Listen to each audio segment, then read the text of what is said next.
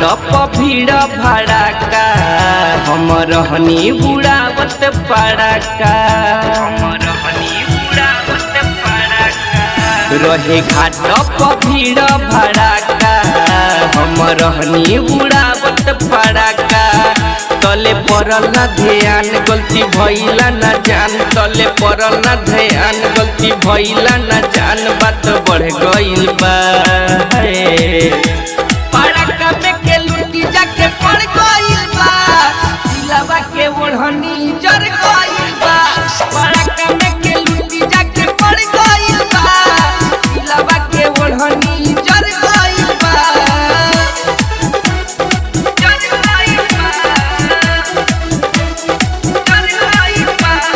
अखिलेश लोखान सजी धजी के आइल रहे घाटे सखी सहेलिया के अपना साथे देखी के हम के लागल उडाटे कहे लागल करे अख नहीं बाटे सजी धजी के आइल रहे घाटे सखी सहेलिया के अपना साथे देखी के हम के लागल उडाटे कहे लागल करे अख नहीं बाटे इहे सोचतानी बात कुछो बाबे ना बुझात इहे सोचतानी बात कुछो बाबे ना बुझात कैसे कहीं दिल डर गइल बा पड़ाका में के लुटी जाके पड़ गइल बा दिलवा के ओढ़नी जर गइल बा पड़ाका में के लुटी जाके पड़ गइल बा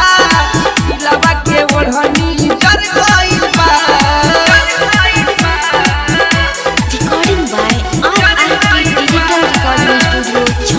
अखिलेश लोखान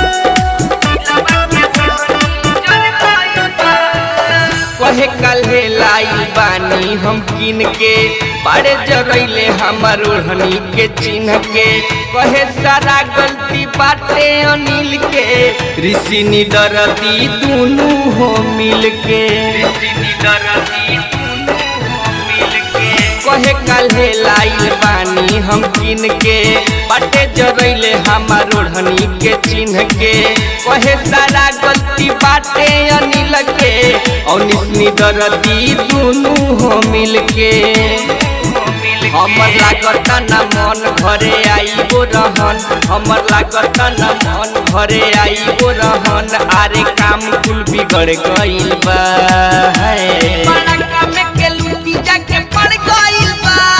दिलवा के ओढ़नी जर गइल बा पड़ाका में के लुटी जाके पड़ गइल बा दिलवा के ओढ़नी जर गइल बा बुझाता बाबूजी मार के गर्दन उड़ा दी।